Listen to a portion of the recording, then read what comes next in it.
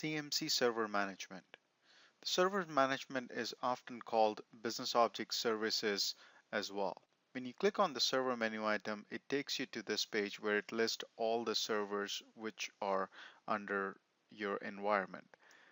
By default, it takes you to this service categories, which groups the server based on what they're used for. So for example, if I click on the connectivity services, it will open the server or services belong to the connectivity on this right-hand panel there.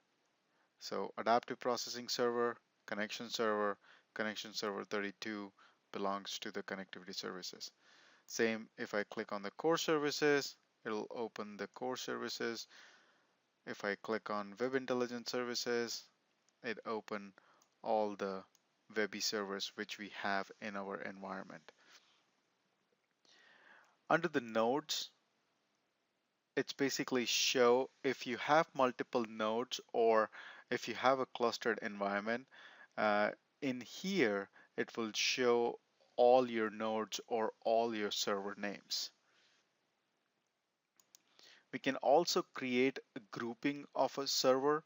So in here, I can go and say, I want to create a new server group, and then I can add servers to that particular group. When I click on this server list, this basically lists all the servers or services which we have in our business objects environment. So when I right click on a server, it opens up this menu item which have a lot of options. You can start the server from here, you can restart the server, stop the server. If the server is hung but it's showing start, you can force terminate it. We can enable or disable a server. We can also look at the matrix of the server. So let's look at the matrix. When you click on the matrix, it basically brings all the key information about that server. What is the host IP address? What is the host name? What machine it's running on? What is the name of the server, etc. As you can see, all those options which were there when we right clicked on it are also here. So I can go into the properties. If I want to rename a server, I can do it from here. We can also create a new server or services if needed. If I click on this icon, it will ask me what kind of services do I want to create. So let's say I want to create a web intelligence service. Now it's asking me in the second drop down, what kind of web intelligence service do I want to create? So let's say I want to create a web intelligence scheduling services. I can select that, hit next.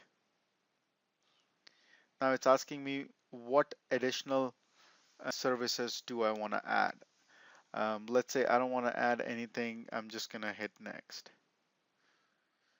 Now it's asking me if you have multiple nodes, you can select which node this service should run under. I can also rename the server if I want to, and I can also put a description to a server if I want to. And next, when I hit create, it will create the service here. And by default, the services is always stopped and disabled. I can right click on it and enable the service. And at the same time, right click on it and then start the server. There, it's starting. In few minutes, it will refresh and will show in the running status.